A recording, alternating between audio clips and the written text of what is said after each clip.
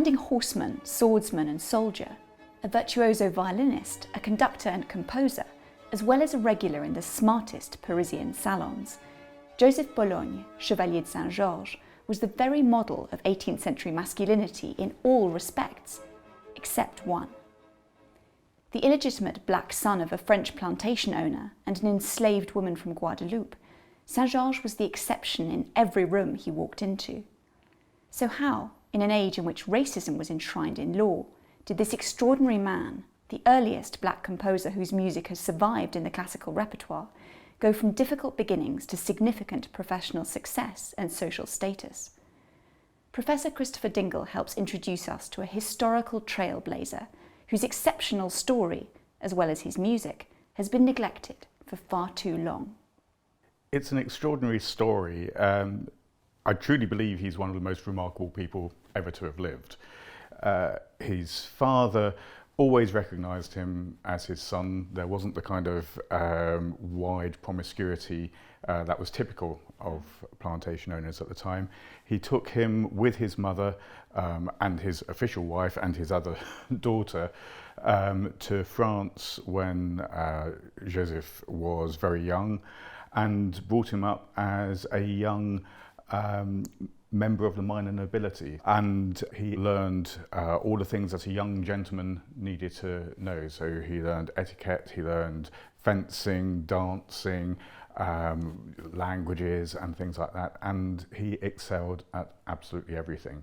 And he rose to become part of the King's Guard, hence Chevalier in front of his name, and he became a darling of society, really. Renowned as the best fencer in Europe. There are various famous fencing matches against great masters, but also a crack shot, a great huntsman, a great dancer, an ice skater. He was someone who could swim at a time when that wasn't very common, but not only swim, he could be seen in the mornings swimming across the Seine with one arm behind his back. So he really is rather extraordinary as a figure. And amidst all of that, he was also a brilliant violinist and a leading composer and leading conductor as well, leading the largest orchestras in Paris. And the French Revolution gave Saint-Georges a chance to use his sword skills in quite a different context, didn't it? Yes, well, I mean, he'd been using them throughout his life. He'd survived two assassination attempts, one in France, one in London. The second was very definitely in terms of politics and the fact that he was involved with the abolitionist movement and was targeted for that. But then after the Revolution, he joined the National Guards, and then became the commander of the first black regiment in Europe, and distinguished himself with that, and also more or less single-handedly prevented a counter-revolutionary insurgency at Lille as well.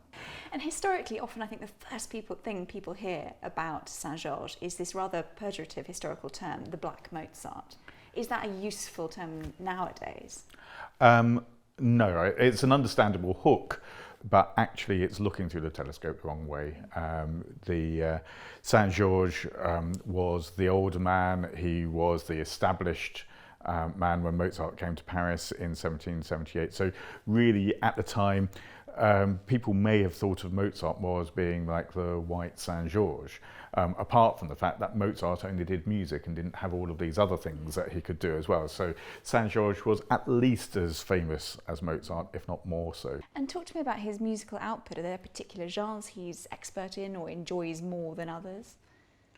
So a lot of it, him being a violinist, a lot of it is string-based music. So there are a lot of violin concerti. These are where you get some sense of how good a violinist he was. He was almost certainly an early user of the taut bow, which was around in Paris a lot earlier than people used to think.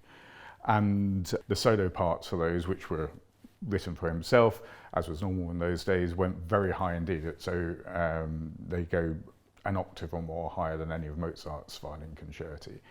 Then there's the Symphonie Concertante. So this is this kind of hybrid, to our way of thinking, hybrid form, which is sort of symphonic, but at the same time has soloists. And there's eight surviving of those. There may have been some others, and these are usually for either two violins or violin and viola with strings, maybe a couple of wind. But he also wrote operas as well. Only one of them survives more or less complete, which is L'Amant Anonyme. And obviously within the history of classical music, he's such a trailblazer, a pioneer. We have no other sort of comparable figure, particularly of a mixed sort of racial heritage in this period in France. Are there other figures in other art forms, in other sort of cultural institutions that are in any way comparable? It's hard to think of, no matter what their background, someone who is quite as extraordinary as him in so many different fields and in so many different ways. And speaking as someone who's been trying to enthuse people about music for years and encourage interest in various things, and usually you're looking for anecdotes and juicy tidbits to tell about stuff. And with Saint-Georges, there's so much of it that actually gets in the way of the music a bit, and people haven't properly looked at the music itself. It's all been about the story of him and misinformation about him rather than actually listening to the music, and it's time that we did actually hear some of the music. A contemporary of Mozart's, Saint-Georges has often been compared to his more famous musical rival. This year, Glyndebourne puts music by both composers side by side in a programme that pairs a performance of Mozart's final work, the vividly dramatic Requiem, with music from Saint-Georges' most popular opera, The Anonymous Lover. But with an actor on the cast list, this won't be a straightforward concert, as director Simone Ibbott-Brown explains. So Simone, you're directing Glyndebourne's new concert of music by the Chevalier de Saint-Georges, but it's not going to look like a conventional concert, is it? Not quite. So we've got some brilliant musicians and a brilliant actor sharing the stage to celebrate this incredible man and his incredible music. We will be using vocal and instrumental numbers from Saint-Georges' only fully surviving opera, L'Amant Anonyme.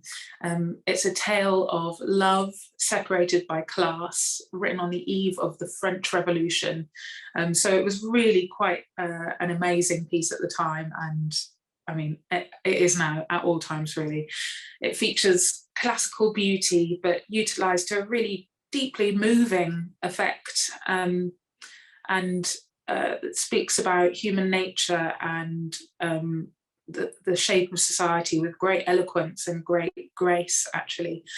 But it's also got some really unique flavours that I'm hoping will send you to his stunning other music, his violin concerti, his string quartets for more. Mm-hmm. And how does the musical element and you've got an actor, I believe, how do they interact to make this theatrical whole? We're sharing how the opera came to be as a little window into the life of this great man. So we've got an actor portraying the character of Joseph himself, and the singers will be playing both parts in the opera, but also may just have little cameos as other people from his life. So we've got this wonderful sort of multi-faceted glance at just a little window into the life of the Chevalier de Saint-Georges, which honestly is a truly incredible life. And you've been writing the script in addition to directing this. What have you drawn on? Has he left us some letters, some memoirs, in addition to the biographies? Really, actually, much of the writing about him is biographical as opposed to autobiographical. There are a few letters that we have, but you really get from the small amount of writings that he's left a flavour of this incredible man full of fire and grace. It comes across a huge amount in his music as well. He was so passionate about making the world better for people, making life, really just ensuring that everyone gets an equal chance to find the beauty and the joy in life. Lots of his work really reflects that, both his work on stage, imagining a better world, and then his work off stage, really just fighting for equality. The three great tenets of the French Revolution and of that period. Simone, I feel like you've had to be in some ways a real sort of champion for Chevalier de Saint-Georges and this repertoire. Why is that? Well, I suppose I always think of it as a more apt question is really, why would I not champion this great music that currently actually so few of us get to enjoy? We feel this sort of, I think everyone feels a sort of prejudice, whether it's personal and more commonly inherited from a shared history, from an education system, and so on. It gives us blinkers, like, you know, like horse blinkers. Do we ever wonder what the rest of the world looks like when we take those blinkers off? I wonder a lot, and, you know, what beautiful scenery might be missing in our history books and in what we teach our children or our students, or, you know, the people around us, our friends and family. You know, we may miss these perfect pockets of inspiration, of genius, that are just waiting to be discovered. So I always wonder, you know, what can I discover? What can I how can I be a champion for something that might inspire the next Chevalier de Saint-Georges? It feels like a really exciting moment that there's a real audience, there's a real hunger for these new discoveries. Yeah, exactly. I think, you know, it can feel stressful and difficult, but in the end, love and appreciation and interest it's not like pie. We're not going to run out. There's enough to go around. So I think, you know, when we take those blinkers off, all we can do is see more beauty in the world, and, you know, I think that's a really great thing. And the prospect that this might just be the beginning, you know, for every super famous Joseph Bologne, there are 20 more just waiting for us to find in those archives. Exactly, in those archives and in the classrooms of tomorrow, you know, like in, you know, a kid may be learning music and think, you know, hear a bit of Joseph Bologne's music and go, wow, I want to be like that. I want to be able to create something like that. And who knows what they'll do. Two 18th century musical giants come together this autumn on the Glyndebourne Tour in an evening of sacred and secular music, a programme in which art and real life are uniquely blended and blurred. Mozart's Requiem and music by Saint-Georges will be performed both on tour in Milton Keynes, Canterbury, Norwich and Liverpool, and here at Glyndebourne. We do hope you can join us.